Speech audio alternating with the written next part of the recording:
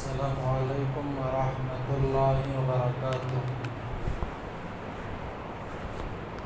الحمدللہ الواحد المتوحد بالوحدانیت هو اللہ، الفرد المتفرد بالفردانیت هو اللہ، العزیز المتعزز بالعزت هو اللہ، القدیر المقتدر بالقدرت هو اللہ، قبل كل شيء هو اللہ، بعد كل شيء هو اللہ،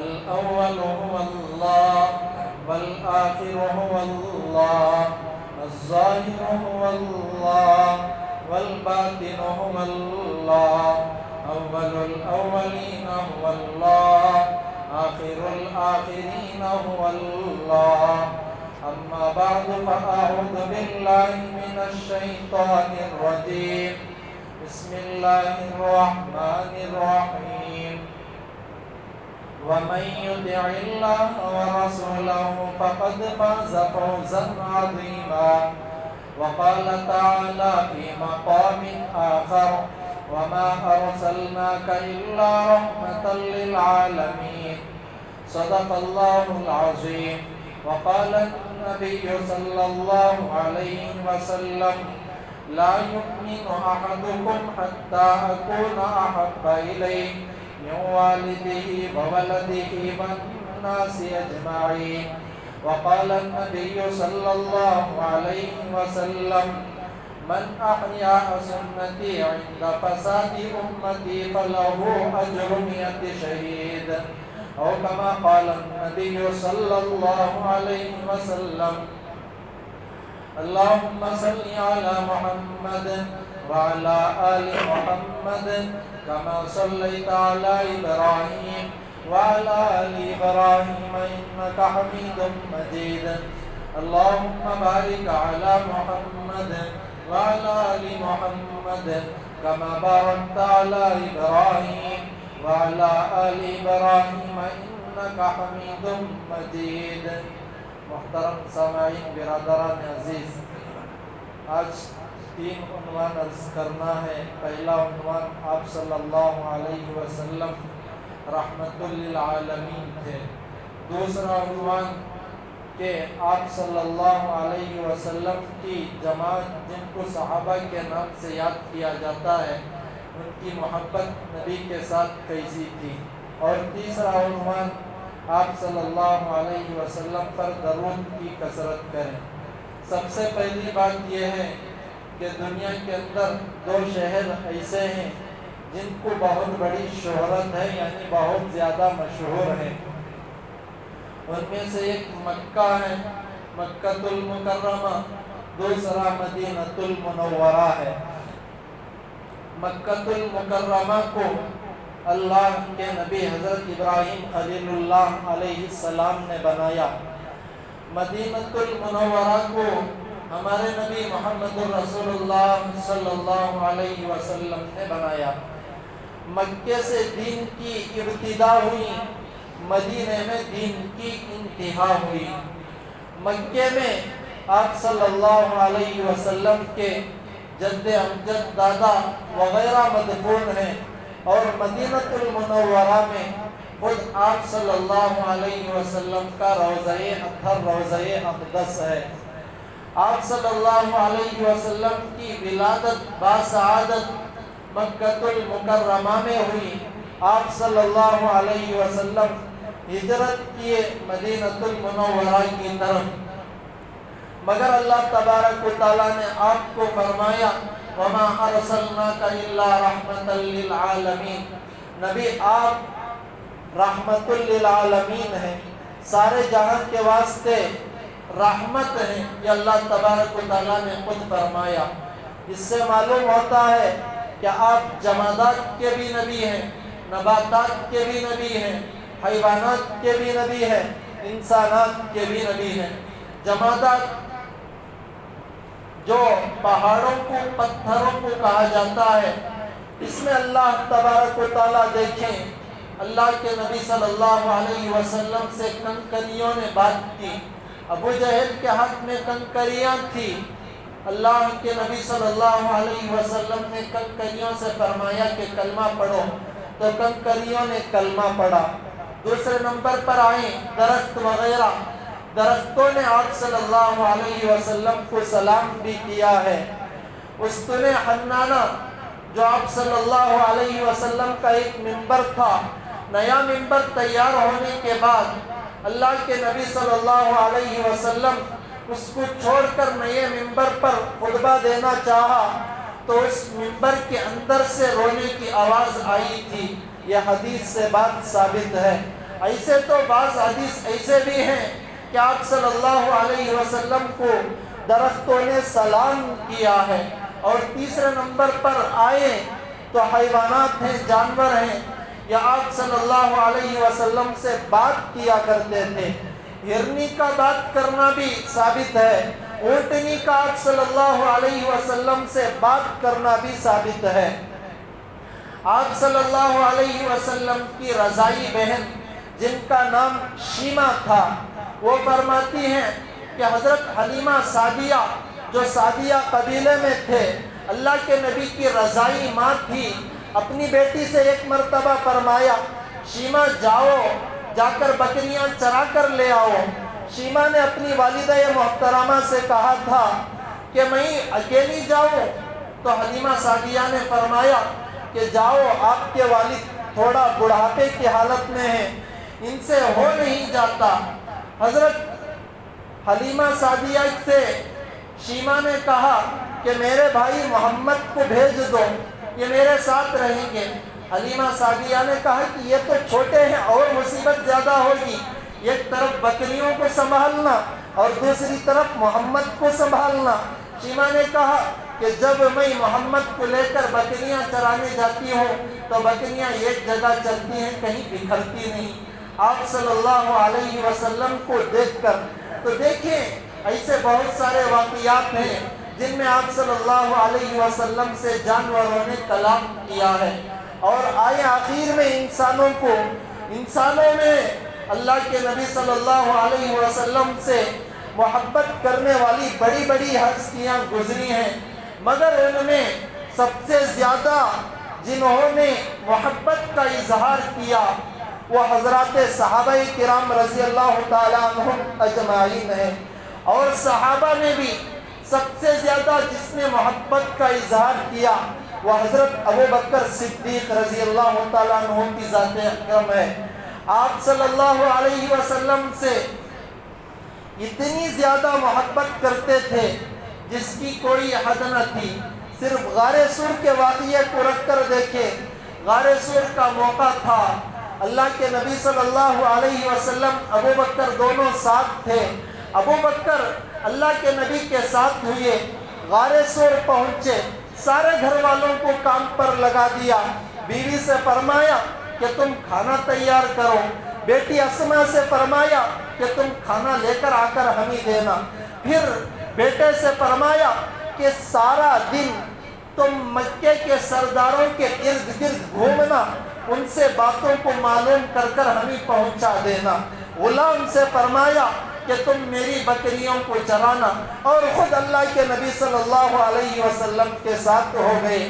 غار سور کا موقع تھا، اللہ کے نبی صلی اللہ علیہ وسلم کا سر حضرت ابو بکر صدیق کے گود میں تھا۔ حضرت ابو بکر صدیق رضی اللہ تعالیٰ عنہ کو ایک سانپ نے ڈس لیا۔ اللہ کے نبی صلی اللہ علیہ وسلم کا چہرہ انور گود میں ہے، ابو بکر صدیق کی آنکھوں سے آنسو آئے، نبی کے چہرے انور پر وہ آنسو مبارک گرا، اللہ کے نبی کی آنکھ کھلی، ابو بکر سے فرمایا ابو بکر کیا بات ہے؟ حضرت ابو بکر نے عرض کیا یا رسول اللہ سانپ نے ڈس لیا ہے۔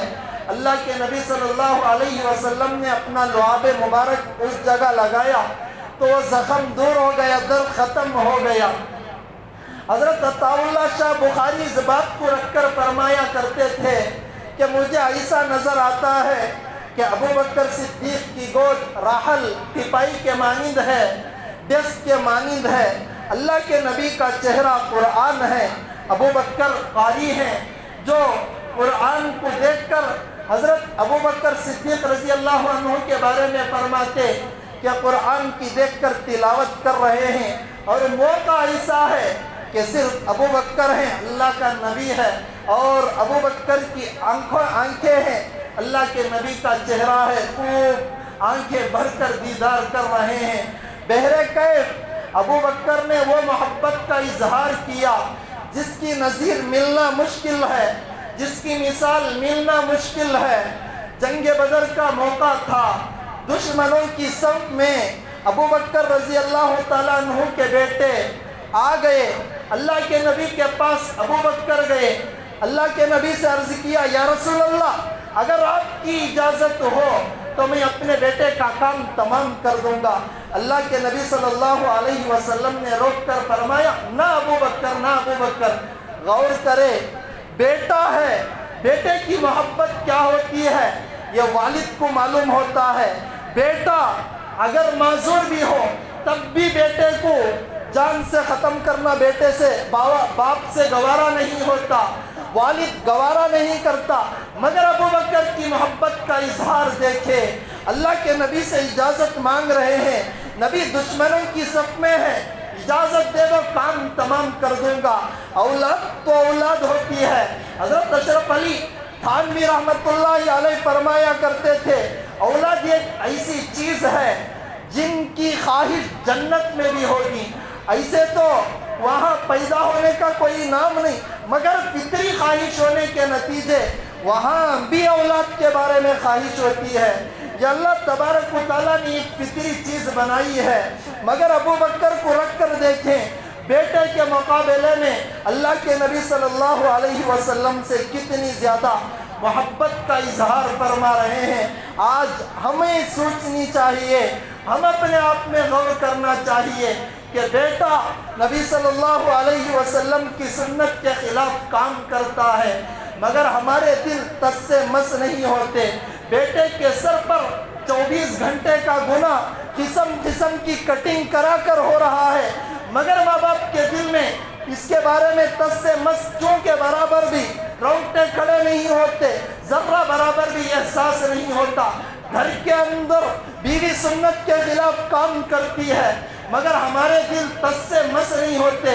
گھر کے اندر شادیوں کے موقع پر نبی کی سنتوں کا جنازہ نکالا جاتا ہے، مگر دل سے ٹس مس نہیں ہوتے۔ کیا ہو گیا امت کو؟ جبکہ ہمارے صحابہ کی محبت کو دیکھیں، اکابرین کی محبت کو دیکھیں کہ نبی صلی اللہ علیہ وسلم کے بارے میں صرف دعوے نہیں کرتے تھے بلکہ عمل کر کر دکھلاتے تھے کہ دیکھو نبی سے محبت ہونی ہو تو ایسی محبت ہونی چاہیے۔ آگے آئیں، عمر فاروق رضی اللہ تعالیٰ عنہ کو دیکھیں۔ عمر فاروق وقت کے خلیفہ تھے، اللہ نے وہ طاقت، وہ جرت، وہ ہمت، اللہ نے وہ حوصلہ عطا کیا تھا۔ عمر فاروق کے بارے میں نبی نے خود فرمایا تھا کہ عمر جس گلی سے تم گزرتے ہو شیطان دوسری گلی کو اختیار کر لیتا ہے۔ اتنے طاقتور ایک مرتبہ رات کے وقت میں چہل پہل کر رہے تھے، ایک بوڑھی ماں کے گھر کے قریب سے گزرے تو بوڑھی ماں اچھے اچھے اشعار پڑھ رہی تھی جس میں نبی سے محبت کا اظہار کر رہی تھی۔ ان اشعار کا آخری مضمون یہ تھا کہ اے اللہ جنت میں مجھے نبی کے قدموں میں جگہ عطا فرما۔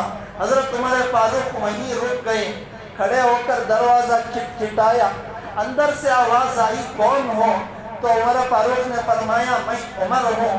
تو بوڑھی ماں دروازہ کھولی، عمر فاروق سے بات کرنے لگی، امیر المومنین رات کا وقت اور آپ رات کے وقت میں یہاں آ گئے۔ امیر المومنین نے فرمایا بوڑھی ماں دیکھے آپ کے وہ اشعار کا آخری حصہ جو مضمون ہے وہ تھوڑا مجھے پڑھ کر سنائیں۔ عمر فاروق نے فرمایا کہ پڑھ کر سناؤ۔ بوڑھی ماں نے کہا کہ عمر فاروق نیچے نہ بیٹھنا بلکہ اوپر بیٹھ لینا۔ عمر فاروق نے فرمایا کہ اگر وہ پڑھ کر سنائیں گی اور اس کے اندر عمر فاروق کا نام شامل کرے گی تو میں اوپر بیٹھوں گا، ورنہ نہیں، کہ تم اپنے نام کے ساتھ یہ کہہ لینا اے اللہ مجھے عمر فاروق کو جنت میں نبی کے قدموں میں جگہ عطا فرما۔ یہ کیا محبت تھی۔ آج دعوے تو ہمارے ہوتے ہیں کہ ہم نہیں سے ہیں، ہم عشق رسول کرتے ہیں، نہ جانے ہمارے دعوے کہاں کہاں تک ہو رہے ہیں۔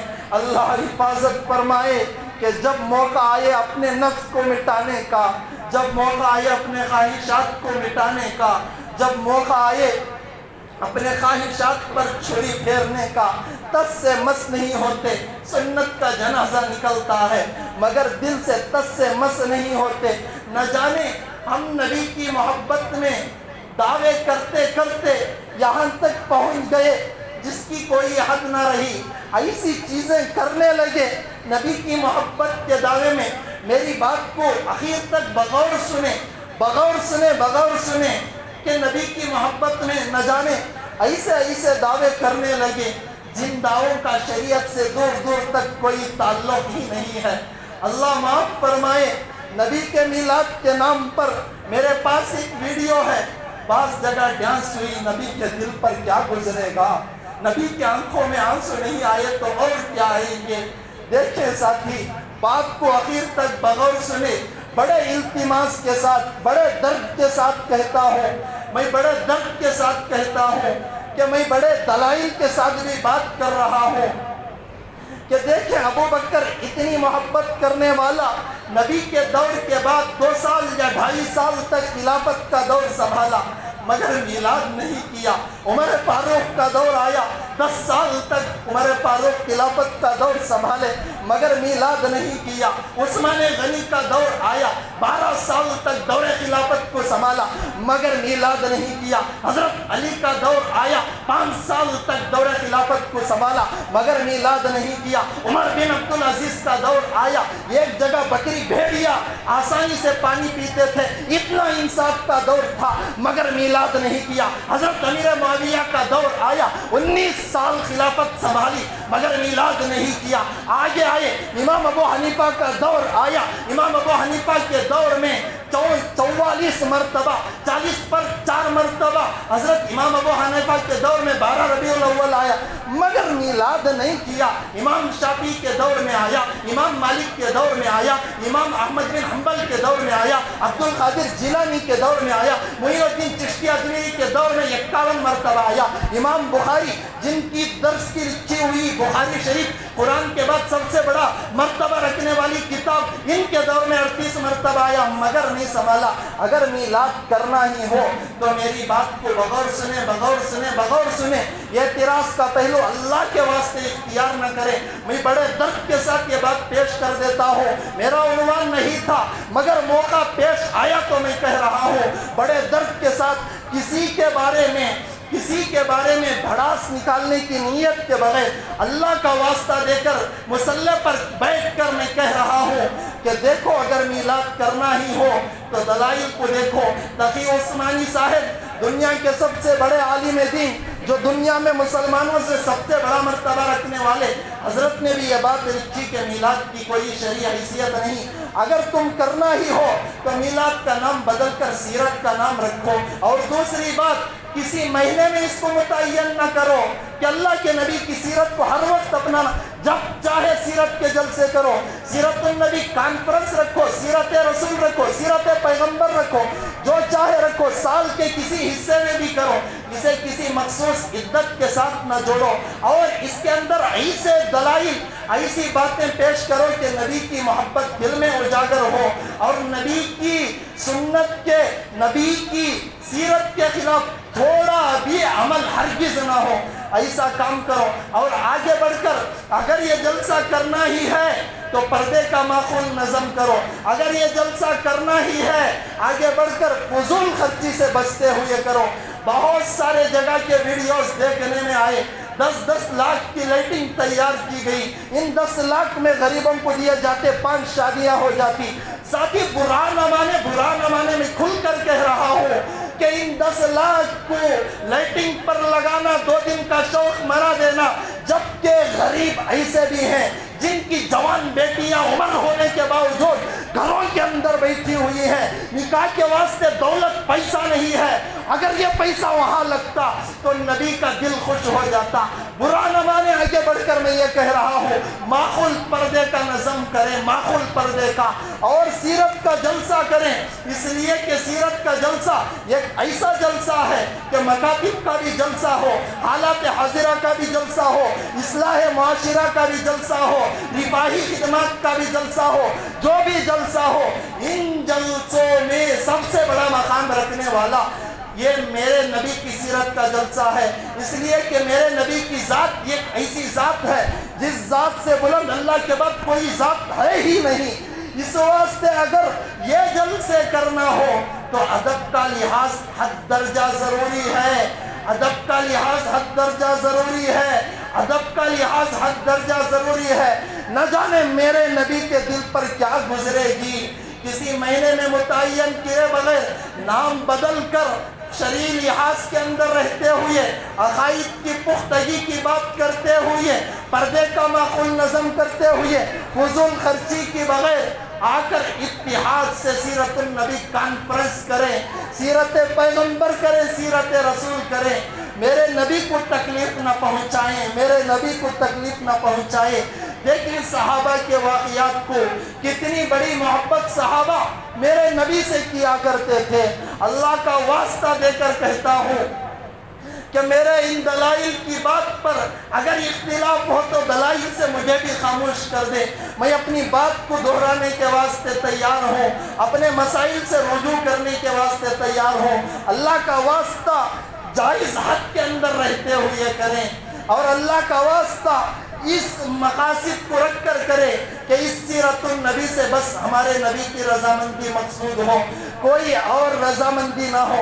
اور آگے بڑھ کر یہ بات کہہ رہا ہوں کہ اجتماعیت کو مضبوط پکڑو۔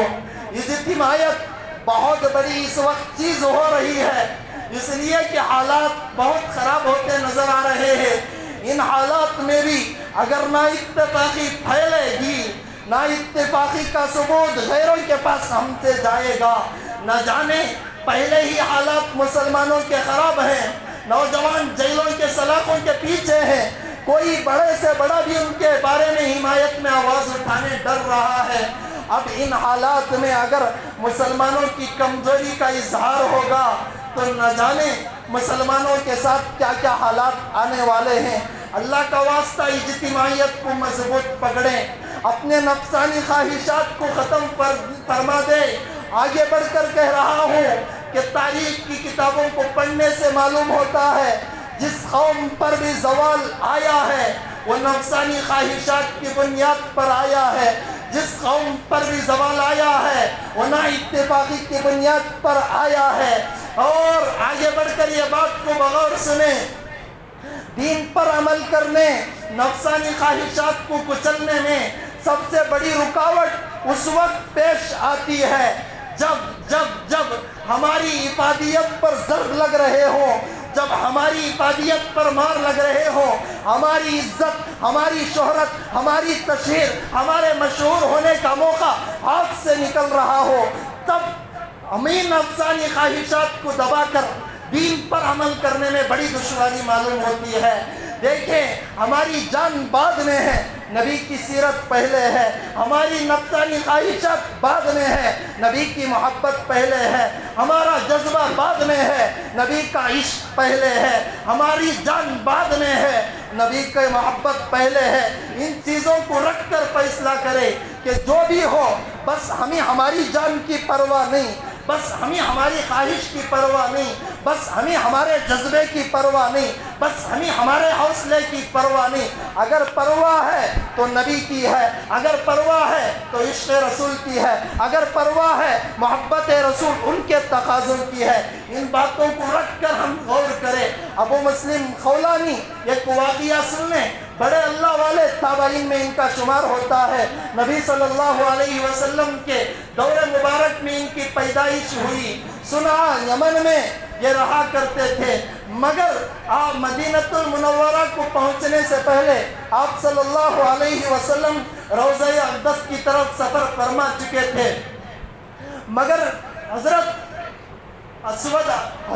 ابو مسلم خولانی رحمت اللہ علیہ اب اسود انسی کے دور میں ہونے کی وجہ سے اسود انسی صنع یمن کا رہنے والا تھا، جس میں نبی ہونے کا دعویٰ کر دیا۔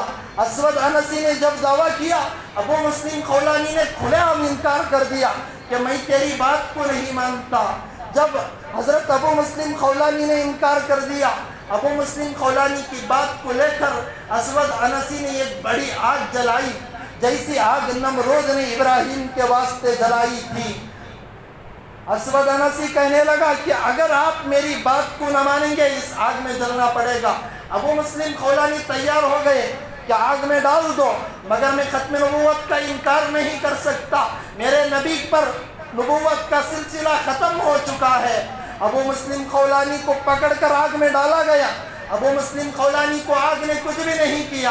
اللہ تبارک و تعالیٰ نے آگ سے ان کو باہر لے کر آیا کہ ابو مسلم خولانی صحیح تندرستی کے ساتھ آگ سے باہر جب تشریف لائے تو اسود انسی دیکھ کر حیران ششدر رہ گیا کہ یہ کیا معاملہ ہے۔ پھر اس کے چاہنے والوں نے کہا کہ دیکھو، اگر اس کو ملک سے در بدر نہ کیا جائے، ملک سے باہر نہ کیا جائے، اس کی کرامت کو دیکھ کر تمہارے نبی ہونے کے انکار کر دیں گے۔ جب فوراً اسود انسی نے ابو مسلم خولانی کو صنع یمن سے باہر کر دیا۔ ابو مسلم خولانی کی آنکھوں میں آنسو تھے، روتے پڑھتے پڑھتے مدینہ المنورہ پہنچ گئے۔ مسجد نبوی آئے، مسجد نبوی کے ستون سے ٹیک لگا کر بیٹھے ہوئے تھے، پرانے کپڑے تھے، سفر کی وجہ سے گندے ہو چکے تھے۔ عمر فاروق حضرت ابو مسلم خولانی کے پاس آ کر کہنے لگے کہ وہ آدمی کا کیا حال ہے جس کو اسود انسی نے آگ میں ڈالا تھا۔ حضرت ابو مسلم خولانی اپنے آپ کو چھپا کر کہنے لگے کہ اللہ اس کی حفاظت کیا ہے اور اس کا نام عبداللہ ہے۔ حضرت عمر فاروق بھی بہت بڑے صحابی تھے، بھانپ لیے۔ اللہ تبارک و تعالیٰ نے یہ فراست مومنہ میں عطا فرمایا تھا۔ فوراً کہنے لگے اللہ کی قسم دے کر کہتا ہوں تم ہی ہو ابو مسلم خولانی۔ ابو مسلم خولانی نے کہا ہاں۔ فوراً حضرت عمر فاروق اٹھے، آنکھوں میں آنسو تھے، رو رہے تھے۔ ابو مسلم خولانی کو گلے سے لگا کر فرمایا اللہ تبارک و تعالیٰ نے اس امت کے ایک آدمی کے ساتھ وہ معاملہ کیا جو ایک نبی کے ساتھ کیا۔ ابراہیم کے ساتھ بھی وہی ہوا، ابو مسلم خولانی کے پاس بھی۔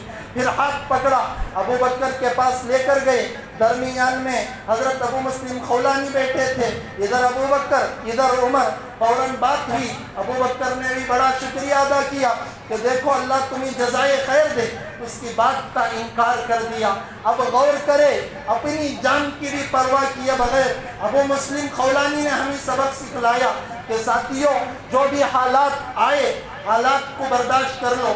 جانوں کا نذرانہ پیش کرنے کا موقع آئے، اللہ کے واسطے نبی کے واسطے جان بھی دے دینا۔